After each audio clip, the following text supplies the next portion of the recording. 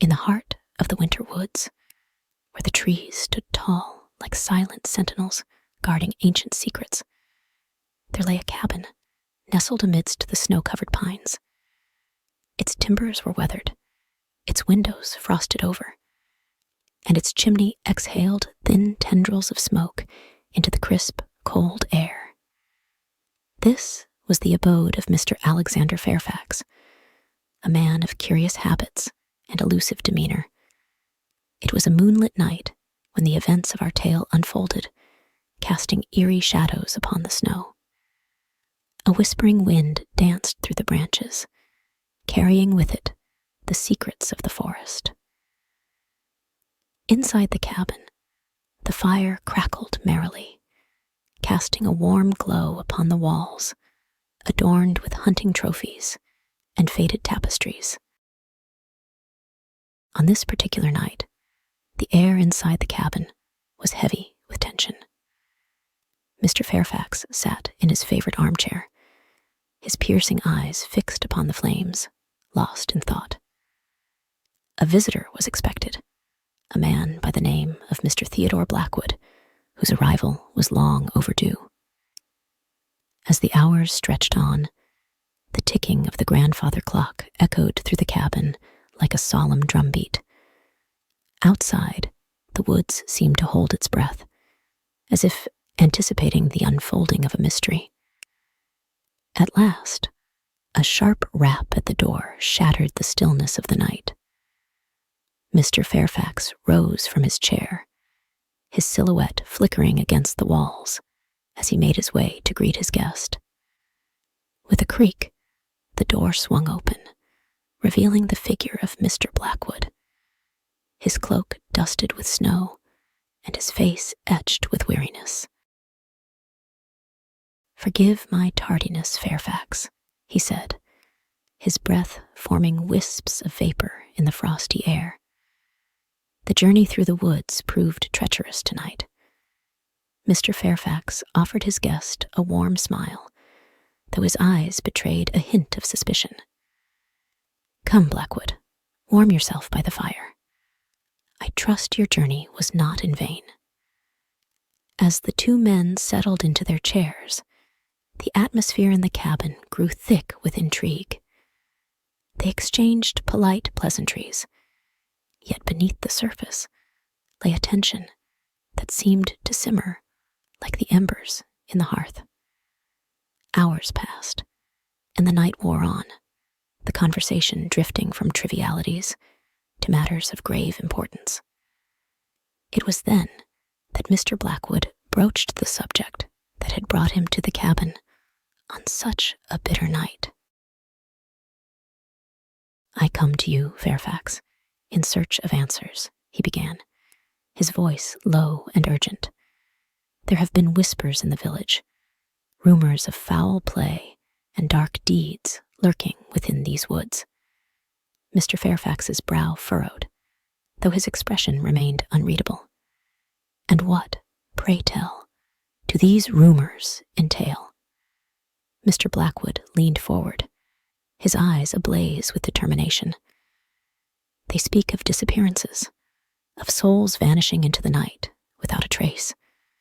They say that this forest holds secrets, secrets that demand to be brought to light." A chill crept into the cabin, wrapping its icy fingers around the hearts of its occupants.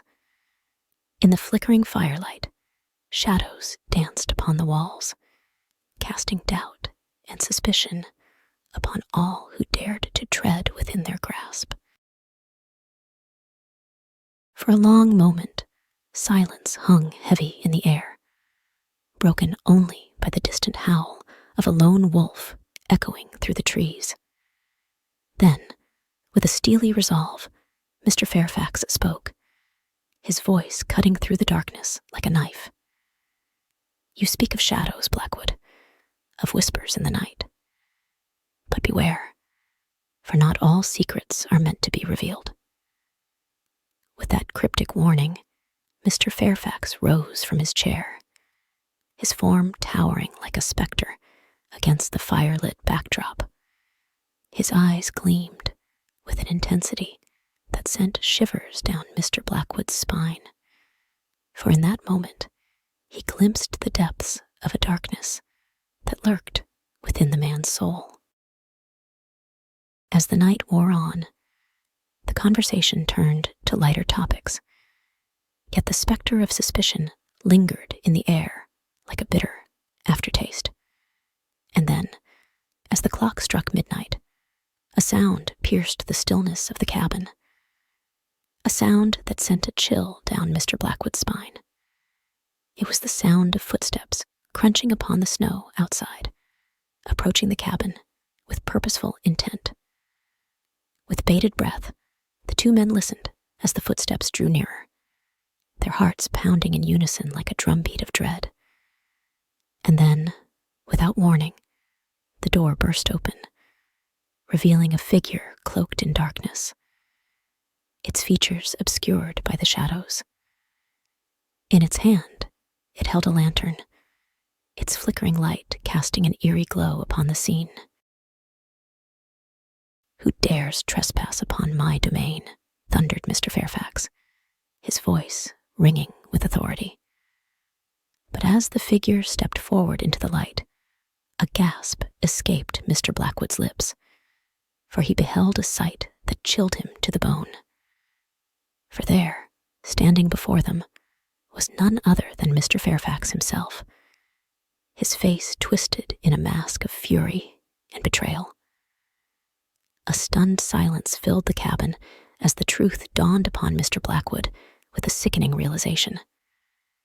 The man who had welcomed him into the cabin, who had shared his hearth and his secrets, was but a phantom, a mere shadow cast by the true master of this dark domain. With a triumphant smirk, the impostor known as Mr. Fairfax raised his lantern high, illuminating the horror that lay hidden within the cabin's walls. For there, amidst the trophies and tapestries, lay the remains of those who had dared to uncover the secrets of the winter woods. Victims of a twisted game played by a man consumed by darkness. And as the flames consumed the cabin, casting its secrets into the night, Mr. Blackwood knew that the horrors of the winter woods would haunt him forevermore. A chilling reminder of the mysteries that lurk within the shadows, waiting to be unveiled.